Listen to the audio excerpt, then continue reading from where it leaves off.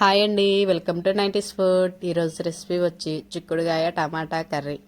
ఎలా తయారు చేసుకోవాలో ఈ వీడియోలో చూద్దాం. ముందుగా స్టవ్ ఆన్ చేసి ప్యాన్ పెట్టుకొని ప్యాన్ హీట్ అయ్యాక 2 లేదా 3 స్పూన్ల ఆయిల్ వేయాలి. ఇప్పుడు ఆయిల్ హీట్ అయ్యాక పోపు దినుసులు 1 స్పూన్ వరకు వేయాలి. అలాగే 2 ఎండుమిర్చి తుంపి వేయాలి. ఎండుమిర్చి వేగిన తర్వాత కరివేపాకు ఒక రెమ్మ వేసి ముందుగా ఒలిచిపెట్టిన చిక్కుడుగాయ ముక్కల్ని శుభ్రంగా నీటితో కడిగి వేయాలి. ఇలా వేసిన ముక్కల్ని బాగా కలిపి కొద్దిగా ఉప్పు వేసి ఉప్పు కలిసేంత వరకు కలిపి మూత పెట్టి సిమ్లో పెట్టి ఒక 60% వరకు ఉడికేంత వరకు మధ్య మధ్యలో కలుపుతూ ఉడికించాలి. ఇప్పుడు మూత తీసి మరొకసారి కలిపి ఎంతవరకు ఉడికిందో చెక్ చేసుకోవాలి. చూస్తున్నారు కదా, ఇలా నొక్కితే మెత్తగా అవ్వాలి. ఇలా ఉడికిన వాటిలో ముందుగా కట్ చేసి పెట్టుకున్న టమాటా ముక్కల్ని వేయాలి. ఇందులోకి నేను అల్లము, వెల్లుల్లి, ఉల్లిపాయ అలాంటివి ఏమీ వేయట్లేదు. అదే మా స్పెషల్. ఇప్పుడు టమాటా ముక్కలు కలిసేంత వరకు కలిపి మూత పెట్టి ఒక 2 నిమిషాల పాటు మగ్గనివ్వాలి.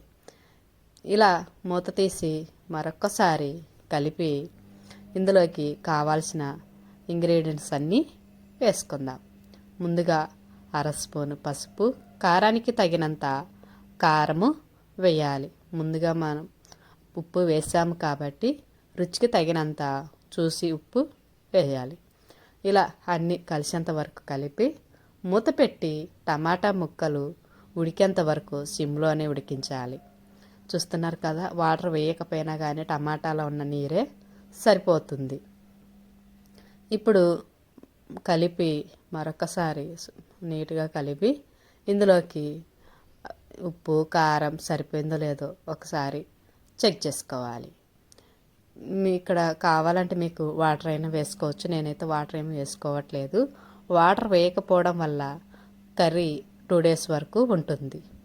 ఇప్పుడు ఆవాల పొడి 1/2 స్పూను, అలాగే జీలకర్ర పొడి 1/2 స్పూన్ వరకు వేసి కలపాలి. నేను ఇక్కడ నా దగ్గర ప్రజెంట్ ఎండు కొబ్బరి పొడి లేదు కాబట్టి వేయట్లేదు. మీ దగ్గర ఎండు కొబ్బరి పొడి ఉంటే వేయండి, చాలా బాగుంటుంది కర్రీ. ఇప్పుడు మూత పెట్టి ఒక్క 2 నిమిషాల పాటు ఉడకనిచ్చి స్టవ్ ఆఫ్ చేయడం. అంతేనండి, వేడి వేడి టమాటా చిక్కుడుగాయ కర్రీ రెడీ. ఇందులోకి చపాతీ, పుల్కా ఎందులోకైనా చాలా చాలా బాగుంటుంది. ఒకసారి ట్రై చేయండి. మీకు ఎలా కుదిరిందో కామెంట్ చేయండి. అలాగే నా ఛానల్ని కొత్తగా చూస్తుంటే సబ్స్క్రైబర్ చేయండి. Thank you all.